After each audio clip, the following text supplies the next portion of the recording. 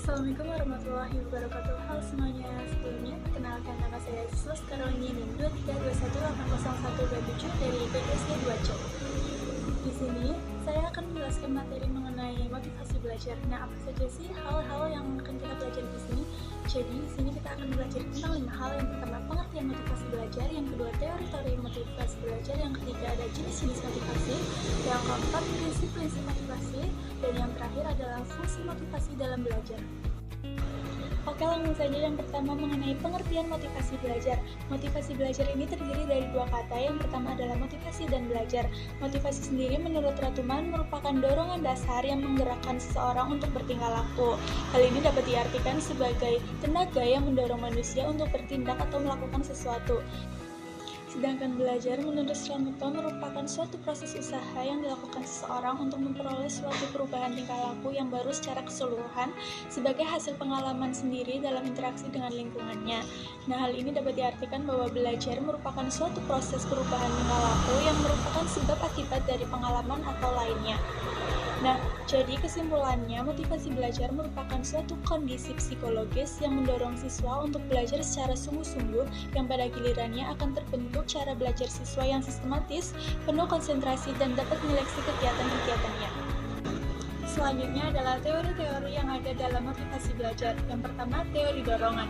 Nah, teori ini itu di mana perilaku didorong ke arah tujuan oleh keadaan-keadaan yang mendorong dalam diri seseorang. Nah, bisa dikatakan ketika suatu keadaan dorongan internal muncul, individu ini akan didorong untuk mengaturnya dalam perilaku yang akan mengarah ke tujuan yang mengurangi intensitas keadaan yang mendorong. Yang kedua, teori insentif. Teori ini itu mengatakan bahwa seseorang akan bergerak atau mengambil tindakan karena adanya insentif yang akan didapatkan. Nah, contohnya itu ketika seseorang mau bekerja dari pagi sampai sore karena ia tahu akan ada insentif yang mereka dapatkan berupa gaji. Begitu juga ketika akan mendapatkan penghargaan, maka dia akan melakukan pekerjaan atau sesuatu dengan lebih giat lagi. Yang ketiga adalah teori harapan atau ekspektansi teori. Nah, teori ini itu pertama kali dikemukakan oleh Viktor Fromm yang mengatakan bahwa motivasi seseorang mengarah pada suatu tindakan yang bergantung pada kekuatan pengharapan. Nah, tindakan tersebut ini akan diikuti oleh hasil tertentu dan akan bergantung pada hasil bagi seseorang tersebut. Jadi kesimpulannya, teori ini itu menyatakan bahwa individu akan menilai strategi-strategi tindakan tertentu seperti bekerja lebih keras dan lebih giat yang nantinya diharapkan akan mendapatkan balasan seperti kenaikan gaji.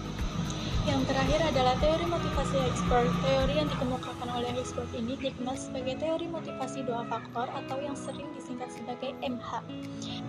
Yang pertama adalah faktor higienis. Nah, faktor higienis ini bukan sebagai sumber kepuasan kerja, tetapi justru sebaliknya sebagai sumber ketidakpuasan kerja.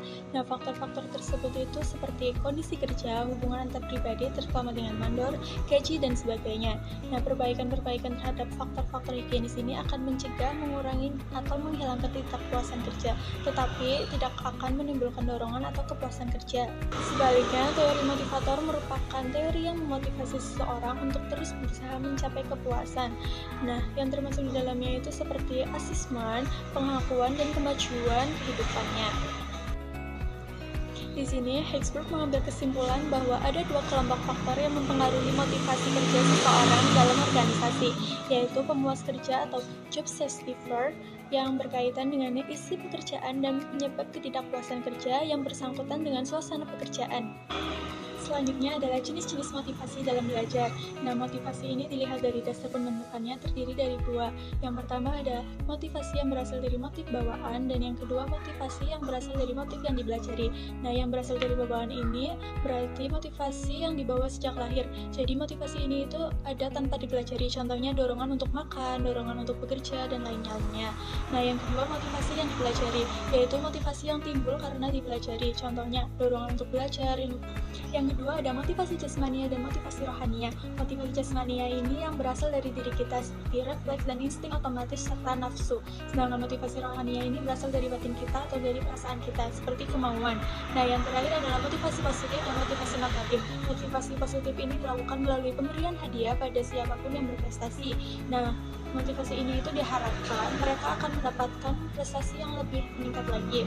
Sedangkan motivasi negatif ini dilakukan dengan memberikan hukuman bagi mereka yang bersalah. Hal ini dilakukan agar mereka tidak mengulangi kesalahan yang sama lagi atau kesalahan yang lebih fatal.